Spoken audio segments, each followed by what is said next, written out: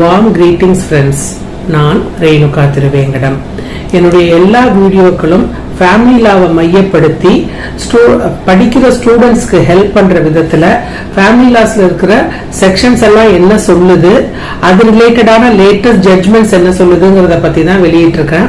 இந்த வீடியோஸை பார்த்துட்டு ஸ்டூடெண்ட்ஸ் வந்து ஒரு 2 மார்க் எக்ஸ்ட்ரா வாங்கினாலும் எனக்கு ரொம்ப சந்தோஷமா இருக்கும். நம்ம வந்து ஒரு வழக்க ஒரு நீதிமன்றத்திலிருந்து இன்னொரு நீதிமன்றத்திற்கு டிரான்ஸ்பர் கேட்டிருக்கோம். அந்த மாதிரி டிரான்ஸ்பர் கேட்டிருக்கும் போது நம்மளுடைய வழக்கு நம்மளுடைய பழைய நீதிமன்றத்துல அப்படியே நிலுவையில இருக்கணும்னா நம்ம என்ன பண்ணணும் அப்படிங்கறத பத்தி தான் நம்ம வந்து இந்த வீடியோல டீடைல்டா பார்க்க போறோம். நம்ம சாதாரணமா நம்ம வழக்க வந்து எதுக்காக டிரான்ஸ்பர் பண்றோம்? இப்ப மனைவி வந்து கணவர் ஒரு இடத்துல வழக்கு தொடுத்திருக்காரு, மனைவி இன்னொரு இடத்துல இருக்கிறாங்க, அவங்களால அவ்வளவு தூரம் போயிட்டு வர முடியல. அப்படி இருக்கும் பொழுது மனைவி வந்து தாராளமா டிரான்ஸ்பர் கேட்டு வழக்கு தொடரலாம்.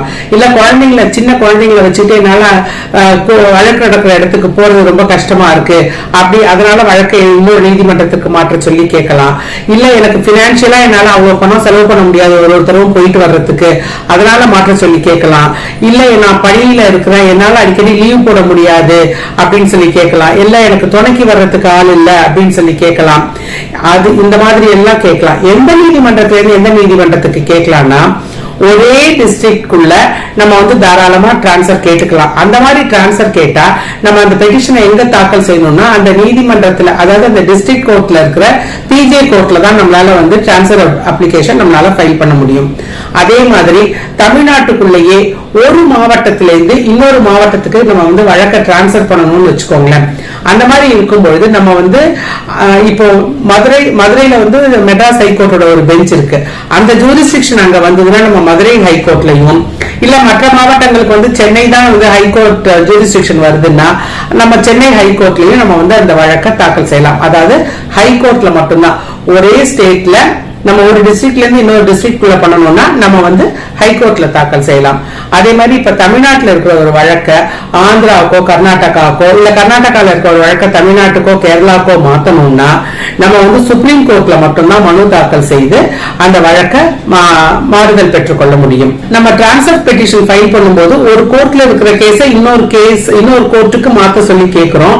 அப்படி இல்ல அப்படின்னு சொன்னா ஒரே கேஸ் சம்பந்தப்பட்டு 2 கேஸ் வேற வேற கோர்ட்ல நடந்துச்சுன்னா நம்ம அது ரெண்டையும் ஒரே கோர்ட்ல மாற்ற சொல்லி நம்ம வந்து தாராளமா கேட்கலாம். உதாரணமா டிவோர்ஸ் வழக்கு ஒரு கோர்ட்லயும் கணவர் வந்து டிவோர்ஸ் கேட்டிருக்காரு, மனைவி கேட்டிருக்காங்க. அதே மாதிரி ஆப்போசிட் பார்ட்டி வந்து சேர்ந்து வாழணும்னு ஆர்சிஆர் மனு தாக்கல் செஞ்சிருக்காங்க. சோ இந்த 2 வழக்கையும் 2 நீதிமன்றங்கள்ல விசாரிச்சா 2 பேருமே வேற வேற தீர்ப்பு கொடுத்தா சரியா வராது இல்லையா? அதனால 2 வழக்கையும் சேர்த்து விசாரிக்க சொல்லி, கம்பைண்டா விசாரிக்க சொல்லி நம்ம வந்து தாராளமா டிரான்ஸ்பர் கேட்டு மனு தாக்கல் செய்யலாம். இப்ப நம்ம ஒரு நீதிமன்றத்திலிருந்து இன்னொரு நீதிமன்றத்துக்கு நம்ம வந்து அந்த வழக்கை டிரான்ஸ்பர் பண்றோம்னு வச்சுக்கோங்களேன். டிரான்ஸ்பர் பண்ண சொல்லி நம்ம வந்து பெட்டிஷன் கேட்கிறோம். அப்போ நம்ம இந்த நீதிமன்றத்துல தாக்கல் செஞ்சிருக்கிற வழக்கு அந்த ஸ்டேஜ்ல அப்படியே பெண்டிங்ல இருக்கணும்.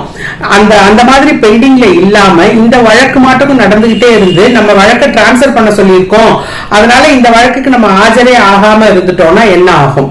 இப்ப பாத்தீங்கன்னா டிரான்ஸ்பர் பெட்டிஷன் நம்ம வந்து டிரான்ஸ்பர் ஆகி இன்னொரு கோர்ட்டுக்கு சேர்ற வரைக்கும் அந்த கேஸ் வந்து கண்டினியூஸா நடக்க கூடாது, அது பெண்டிங்ல இருக்கணும். அந்த மாதிரி பெண்டிங்ல இல்லைன்னா அந்த டிரான்ஸ்பர் கேட்டவருக்கு அந்த வழக்கு வந்து கண்டிப்பா பாதிப்பை தான் ஏற்படுத்தும். அப்படின்னா என்ன பண்ணணும்? யார் வந்து டிரான்ஸ்பர் பெட்டிஷன் வந்து அப்ளை பண்றாங்களோ அவங்க வந்து அந்த டிரான்ஸ்பர் பெட்டிஷனோட சேர்த்து ஸ்டே பெட்டிஷனும் தாக்கல் செய்ய வேண்டும். அந்த ஸ்டே பெட்டிஷனை ஃபைல் செஞ்சுட்டு இந்த கேஸ் வந்து இந்த கோர்ட்ல இருந்து இன்னொரு கேஸுக்கு டிரான்ஸ்பர் ஆகிற வரைக்கும் ஃபர்தர் ப்ரொசீடிங் நடக்க கூடாது அப்படின்னு சொல்லிட்டு ட்ரையல் கோர்ட்ல இந்த கேஸ பெண்டிங்ல வைக்க சொல்லி கேட்டு நம்ம வந்து பெட்டிஷன் தாக்கல் செய்யணும். அதாவது டிரான்ஸ்பர் பெட்டிஷன் நம்ம தாக்கல் செய்யும் போது இந்த கேஸ ட்ரையல் கோர்ட்ல பெண்டிங்ல வைங்கன்னு சொல்லி நம்ம ஸ்டே பெட்டிஷனையும் சேர்த்து தான் நம்ம வந்து தாக்கல் செய்யணும். முதல்ல நம்ம வந்து ஸ்டே பெட்டிஷனுக்கு ஆர்டர் வாங்கிடணும். அதுக்கப்புறம் டிரான்ஸ்பர் பெட்டிஷனுக்கு ஆர்டர் வாங்கிட்டு நம்ம 2யுமே வந்து அதர் சைடுக்கு நம்ம அனுப்பணும். அந்த 2யும் சேர்த்து நம்ம வந்து அதர் சைடுக்கு நம்ம நோட்டீஸா அனுப்பலாம்.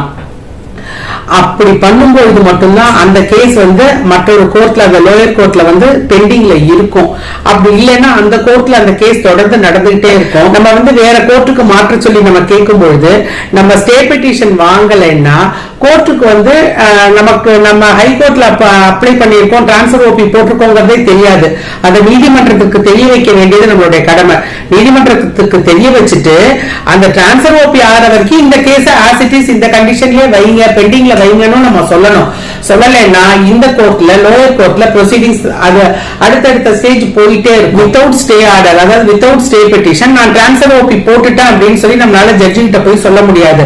அந்த மாதிரி சொன்னோம்னா ஜட்ஜ் வந்து உடனே ஆர்டர் போட்டுருவாங்க, உடனே ஸ்டே பெட்டிஷன் போடுங்க அப்படின்னு சொல்லி ஜட்ஜ் ஆர்டர் போட்டுருவாங்க. ஸ்டே பெட்டிஷன் போடலைன்னா என்ன ஆகும்னா வழக்கு நமக்கு எதிராக திரும்புறதுக்கான வாய்ப்புகள் மிகவும் அதிகம். ஏன்னா அந்த வழக்கை நம்ம டிரான்ஸ்பர் கேட்டிருக்கோங்கிறது அந்த கோர்ட்டுக்கு தெரியாது.